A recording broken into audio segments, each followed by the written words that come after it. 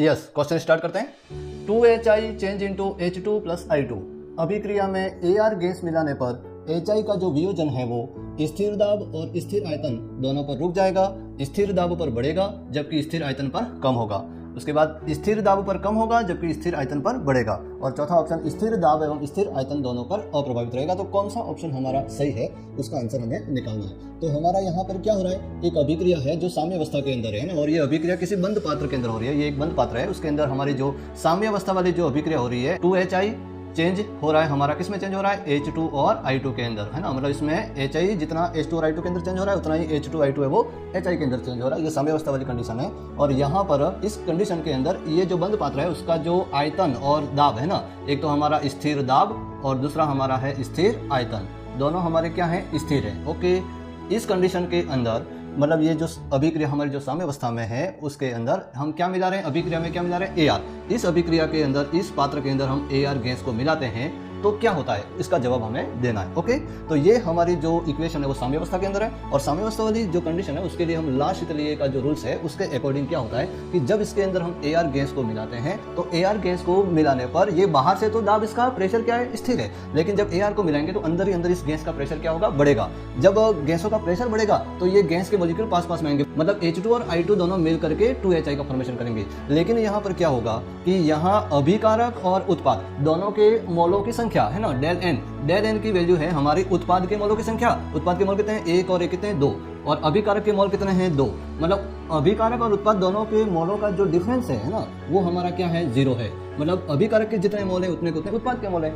तो जब AR gas को इसके अंदर मिलाएंगे तो अंदर ही अंदर गैसों का प्रेशर बढ़ेगा, तो H2 और I2 अपना प्रेशर कम करने का प्रयास करेंगे तो ये वो HI के अंदर कन्वर्ट हो गए। और यहाँ पर HI जो है वो उतना का उतना ही H2 और I2 में भी कन्वर्ट हो जाएगा। उसका क्या रीजन है, तो उसका रीजन है कि अभिकारक और उत्पाद दोनों के जो नंबर ऑफ जो मोल हैं, दोनों के जो मोलों की संख्या है वो क्या है, सेम है। इसलिए वो प्रेशर का कंट्रोल दोनों तरफ होगा। मतलब साम्य अवस्था के अंदर कुछ भी परिवर्तन होने वाला नहीं है। कब, इस कंडीशन के अंदर जब अभिकारक और उत्पाद दोनों के मोलों की संख्या समान हो और उसके अंदर हम यदि AR गैस को मिलाते हैं तो उस साम्य अवस्था के अंदर कुछ भी परिवर्तन, कोई भी चेंज होता नहीं है। मतलब वो ऑप्शन हमारा कौन सा है, तो स्थिर दाब एवं स्थिर आयतन दोनों पर ये जो साम्य है वो क्या रहेगा, अप्रभावित रहेगा। तो ऑप्शन डी हमारा क्या हो जाएगा, सही हो जाएगा। ओके, आगे बढ़ते हैं नेक्स्ट क्वेश्चन के अंदर।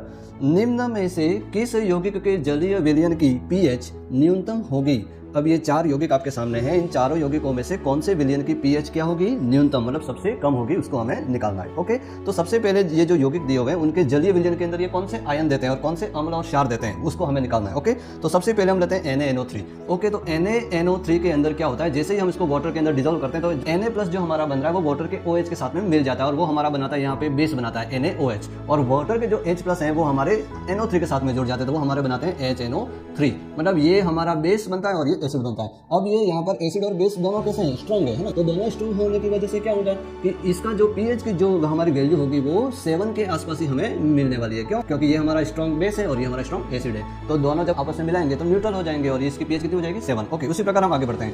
Na3PO4। तो Na3PO4 के अंदर क्या होगा, Na3PO4 के अंदर क्या होगा, ध्यान से देखिएगा। तो एक तो बनेगा 3NaOH। ओके, NaOH के मॉलिक्यूल बनेंगे। ओके, उसके साथ में हमारा बनेगा H3PO4, मतलब ये फॉस्फोरिक एसिड बनेगा और ये हमारा NaOH बनेगा। ये भी हमारी स्ट्रॉन्ग एसिड है दोनों।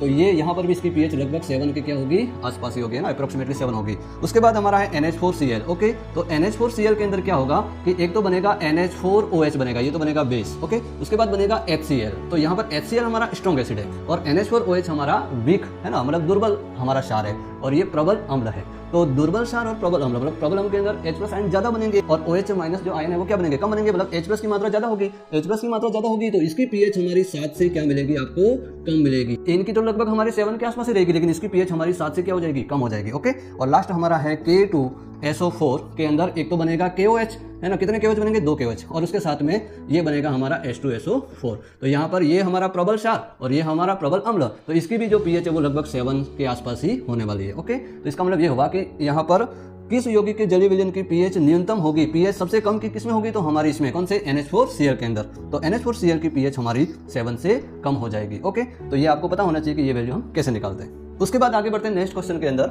Ca3PO4 होल ट्वाइस की जल में विलेयता x मोल प्रति लीटर है, इसका विलेयता गुणनफल Ksp होगा, है ना। ये हमारा एक लवण है Ca3PO4 जिसकी जल में विलेयता x मोल प्रति लीटर है, तो इसका विलेयता गुणनफल क्या होगा वो हमें निकालना है, Ksp। ओके, तो सबसे पहले हमारा ये जो लवण Ca3PO4 होल ट्वाइस, जब ये वाटर के अंदर सोल्यूबल होता है ना, वाटर के अंदर जब ये डिजोल्व होता है, विलय होता है, तो क्या होता है, ये क्या बनाता है, तो 3Ca2+ आयन बनाता है। और इसके साथ में कौन सा आयन बनाता है, तो PO4 ये आयन बनाता है। वो भी कितने बनाता है, 2। ओके, तो ये लवण अपने आयनों के अंदर जल के अंदर विभाजित हो जाता है। ओके, अब हमें क्या निकालना है कि विलय करने से पहले इसकी सांद्रता कितनी है, x मोल पर लीटर, तो इसकी सांद्रता कितनी हो जाएगी हमारी 3x, है ना, और इसकी सांद्रता हो जाएगी हमारी 2x।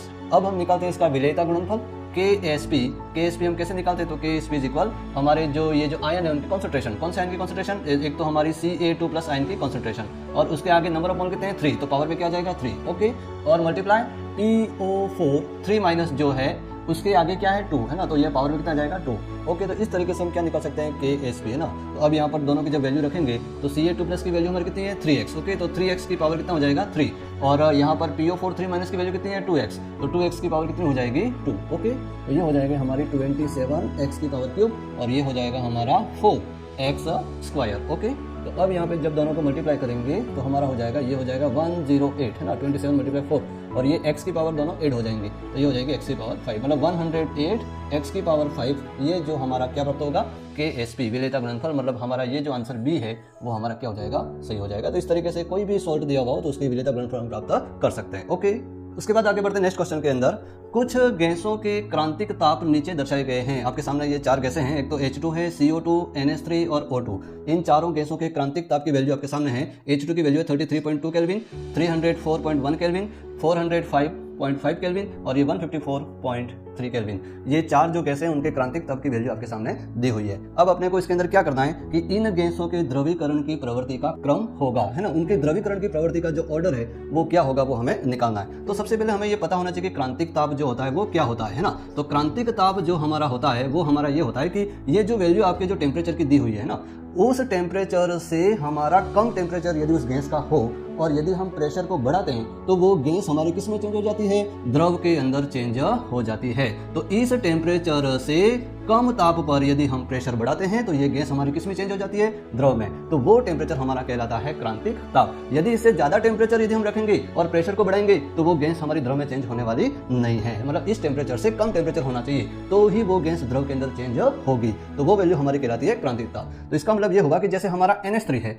NH3 की वैल्यू हमारी कितनी है 405.5 केल्विन, है ना, मतलब इतने टेम्परेचर पर यदि हम इस गैस का प्रेशर हम बढ़ाते हैं तो ये गैस हमारी किस में चेंज हो जाती है, द्रव में। और जैसे यहाँ पर H2 का टेम्परेचर कितना है 33.2 केल्विन है ना, केल्विन मतलब माइनस में है, 200 से ऊपर माइनस के अंदर ये हमारा सेल्सियस के अंदर टेम्परेचर है। ओके, मतलब बहुत कम टेम्परेचर के ऊपर ये द्रव में चेंज होती है। उसी प्रकार हमारा O2 है वो भी हमारा माइनस के अंदर डिग्री सेल्सियस के अंदर वो द्रव के अंदर चेंज होती है। इसका मतलब ये हुआ कि जिसका क्रांतिक ताप ज्यादा होगा वो गैस आसानी से द्रव में चेंज हो जाएगी। तो यहाँ पर जो अमोनिया जो है वो जल्दी से द्रव में चेंज हो जाएगी, तो उसकी द्रवीकरण की प्रवृत्ति क्या होगी, ज्यादा होगी, किसकी, अमोनिया की। तो सबसे ज्यादा प्रवृत्ति होगी हमारी उसके क्रांतिक ताप की वैल्यू से 405.5 केल्विन उसका है, तो ये हमारी हो जाएगी NH3 वाले 2 ऑप्शन है, तो C और एक D। ओके, और अब NH3 से हमारे कम द्रवीकरण की प्रवृत्ति किसकी होगी, तो CO2 की, क्योंकि उसकी वैल्यू कितनी है 304.1 केल्विन। तो इसके NH3 के बाद में CO2 NH3 CO2 ओके दोनों वही हैं। फिर उसके बाद कम किसकी होगी, तो यहाँ पर 33.2 और यहाँ पे 154, तो ऑक्सीजन की होगी, है ना। तो ये हमारी ऑक्सीजन की और लास्ट में हमारी हाइड्रोजन की, मतलब ये हमारी उसकी द्रवीकरण की प्रवृत्ति का क्रम इन चारों गैसों का हमें प्राप्त हो जाता है। तो इस तरीके से आपको उसके क्रांतिक ताप की वैल्यू से हम ये पता कर सकते हैं कि कौन सी गैस की जो द्रवीकरण की प्रवृत्ति ज्यादा होगी और किसकी कम होगी। तो इस वीडियो के अंदर जो ये 4 क्वेश्चन हमने सॉल्व किए, इन चारों से रिलेटेड आपके कोई डाउट हो तो आप मेरे को कमेंट करके जरूर बताएं। मिलते हैं नेक्स्ट वीडियो के अंदर, तब तक के लिए जय हिंद, वंदे मातरम।